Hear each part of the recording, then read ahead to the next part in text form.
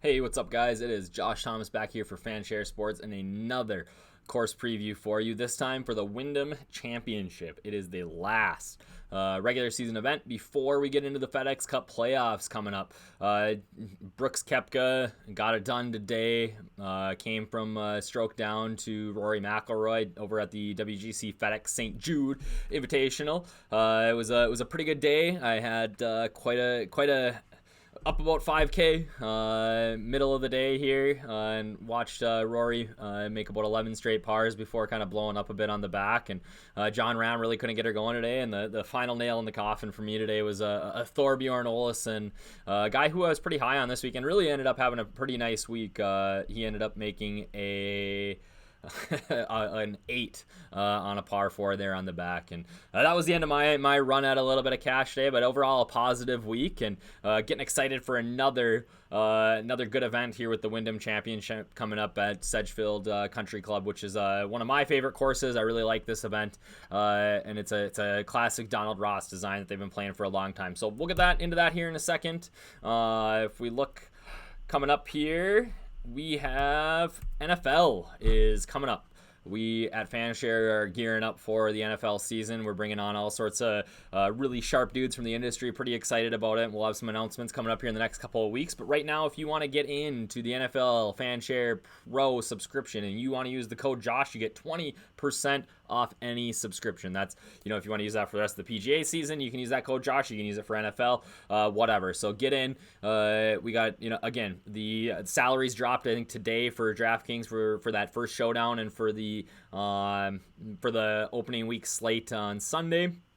It's going to be a really fun football season here at Fanshare, and I'm excited about it. Another thing that we have coming up here is when the FedEx Cup Playoffs start, we're going to run a free roll for the FedEx Cup Playoffs. So for the first 3 weeks, it'll be a free contest. If you enter, whoever wins that contest will be entered into a 3-man contest for the Tour Championship, and the winner of that 3-man will get a NFL Pro subscription for the NFL season this year, which is pretty exciting. So make sure to be out on the lookout for that.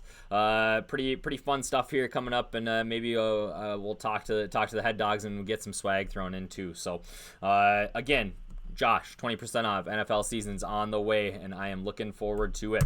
So this week, we have the Wyndham Championships hosted at the Sedgefield Country Club in Greensboro, North Carolina. This is a classic Donald Ross design. Ross has done a ton of designs. A lot of architects have been influenced by Ross. He's very, I almost want to call him the anti-Pete Dye, in that everything's pretty much in front of you. He says, here's the course, go get it. This is what you got to do to beat me, or to beat the course, and just lays it right out in front of you. He's not trying to really trick you up with sightlines or things like that. And Sedgefield Country Club has been hosting a PGA Tour event since all the way back in 1938. Some format of this Wyndham Championship all the way back then. Sam Snead was the first winner there. It was they hosted this event with Starmount Forest Golf Club, which is another nearby course, and they kind of went in. For a while there, they played there every other day, and then they went back-to-back years, and then Sedgefield hosted it all the way until 1976. From 76 to 2008, this course it switched to Forest Oaks Golf Club, and then now we've been hosting this event here since 2008, and it's again a really fun course. Lots of birdies. It's not difficult to hit fairways by any means. There's not a lot of sand. There is some water on the course that can come into play. There's barely any out of bounds, unless you're CT Pan on the 18th hole looking to get your first win, and you hit it way right there last year, which is kind of was his collapse. So that was a little difficult to watch, especially as a big CT Pan backer that week. But again, it's a fun course. We're gonna look at kind of the scores here in a second. It's a course that is definitely gettable. Last year we saw Brandt Snedeker shoot a 59 here. I believe that was on day one, and he still almost lost. He had a struggle on Friday, Saturday, and then came back on Sunday and had a really nice round to beat CT Pan. Bermuda greens, fairways are Bermuda, really standard for this part of the country. We're not gonna hopefully be dealing with a ton of weather on the coast here or in North Carolina. So again, fun course. We look at the previous winners here. Brandt Snedeker, Henrik Stenson, Siwoo Kim, Davis Love III, Camilo Villegas, where is he?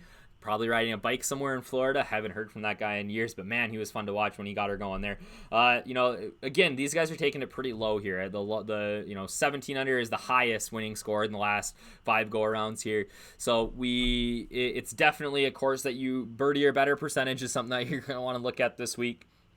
But we kind of look at the winners here, and even if you looked at the runner-up too, what you'll find is that these guys are not very long hitters. I believe that the average driving distance for this course is 284, which isn't very long, but ranks it somewhere in the 30s of the golf courses that we play on a regular basis. But so the longer guys I think it's a very difficult course to overpower, just with the way it's routed. You're not going to be able to pull driver here and really bomb it out there and get an advantage. It's a little bit of a placement course. So like you can see some of these younger guys, these shorter guys like a Brant Snedeker, Henderson, and Steve can get it out there a little bit. But again, a guy that can club down and do well. He's had a lot of success at Pete Dye tracks, which kind of require that too. So DL3, not a long, long in his day, not long anymore. This was kind of his comeback out of nowhere win. And Camilo Villegas, not a very long player either. So we're going to want to look for guys that, aren't, their whole game isn't predicated on them being long. They're that all-around ball striker type, I think, is the sort of player that we see be successful here. So we have the Wyndham Championship again, 7,127, not very long by any means, but it is a par 70. So on the par 70 scale, it is a little longer.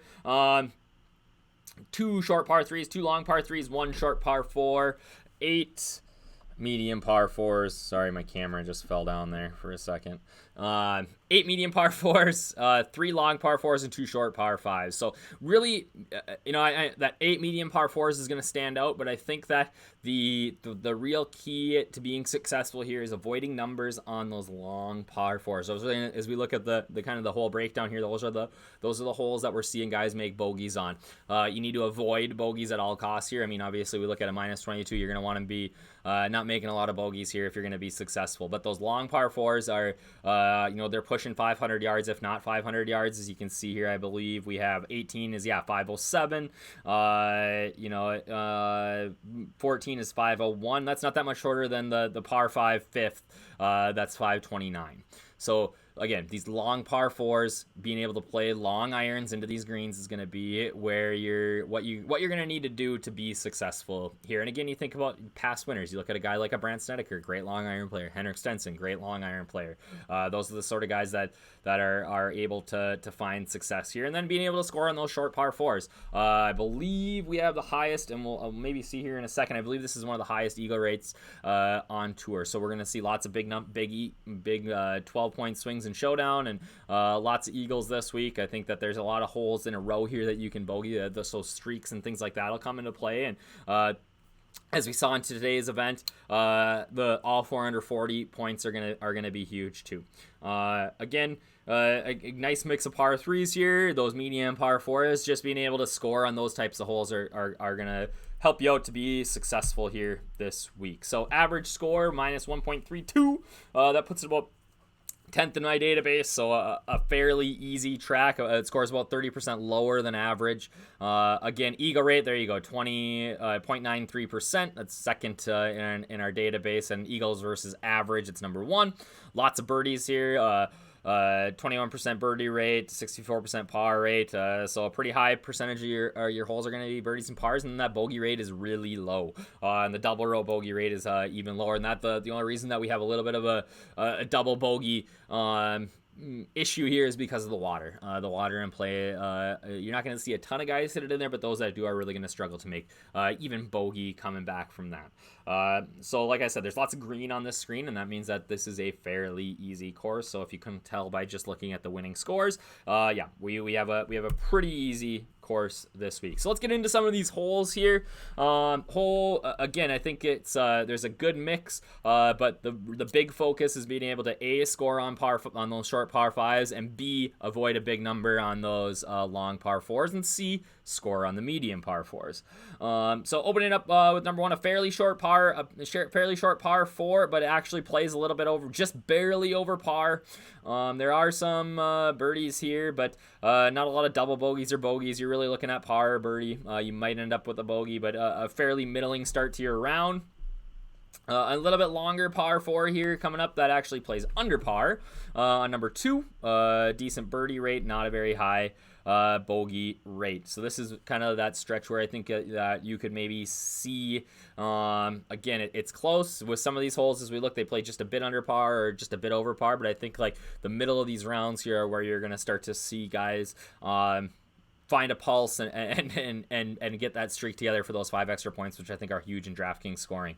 Hole number 3, par 3, fairly short, plays well under par, which is surprising for a par 3. Average score 79% below average for par 3s.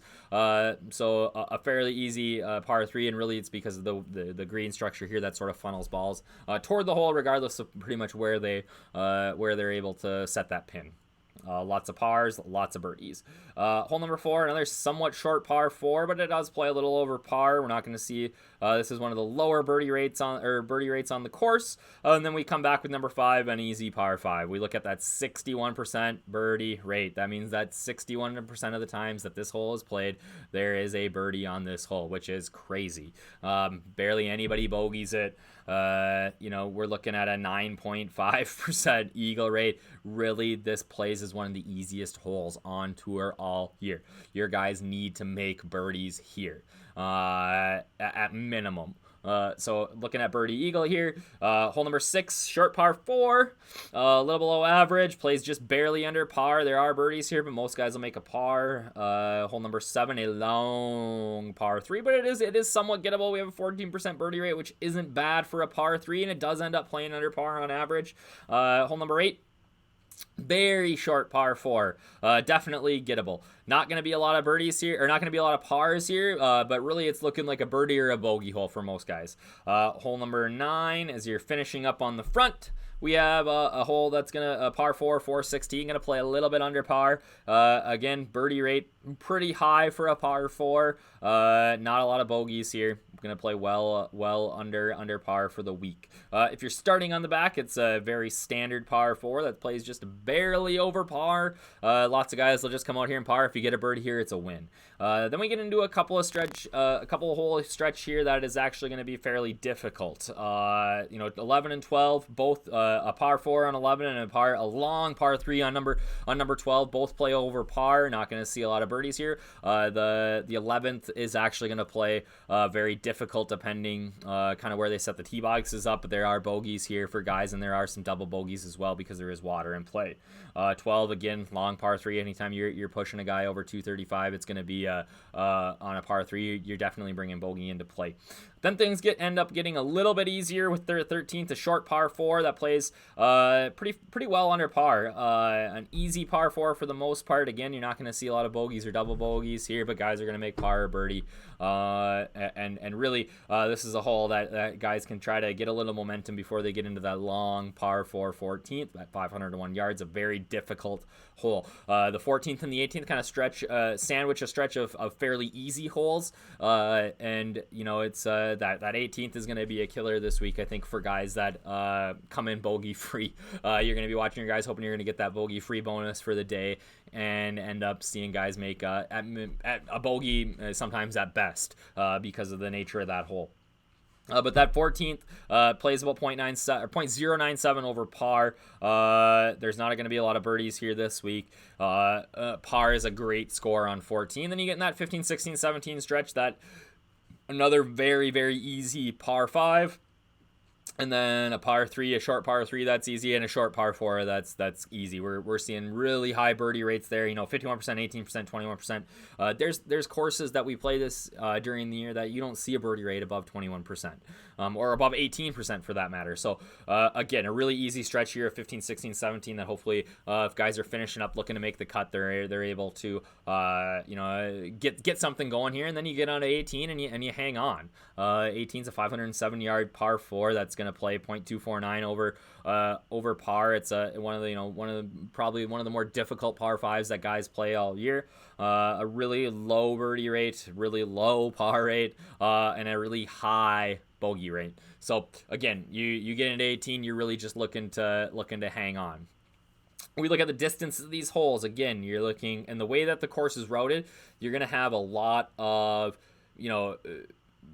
short, like you're gonna hit 3-woods, and there'll be some drivers, obviously that guys will be able to hit drivers here, but those 3-woods off the tees, and then we're looking at again a good wedge game, 125 to 175 is the length of holes that we see guys, or that we see a little bit higher percentage of shots come from here this week. It's not again, you're going to have long irons into some of these longer par fours, but the rest of them you're going to see an increase in those 125 to 175 shots. We look at the field. It's for the last event before the FedEx Cup playoffs. Most guys have their spots locked up. I think it'll be important to kind of look at that as we get towards the week. Who's close to the edge? Who needs to play well this week to get into the top 125? But not a super strong field. Brooks and Kuchar were in the field and pulled out. I really think, let me see here. We've got Siwoo, who's a former winner here. Brandt Snedeker, Webb Simpson, who's had a ton of success here. But those are really kind of your names that are going to stick out this week in terms of guys that are playing. Paul Casey, Pat Reed, Jordan Spieth are in the field. But again, there's no Rorys. There's no, you're not even a Bubba Watson in this field. So not a super strong field as guys, kind of take the week off to get ready for the FedEx Cup playoffs coming up here in the following. I guess Hideki's in the field, my boy there, so excited to see him. But I think this is going to be a week that maybe some of these guys like a Colin Morikawa, who had a very good Barracuda Championship, a Matt Wolff, Victor Hovland, we're gonna see those guys be popular again, and I'm kind of excited for the odds to come out and the pricing to come out in this field, because there might be some guys that we can jump on at lower odds than maybe they really should be in this field.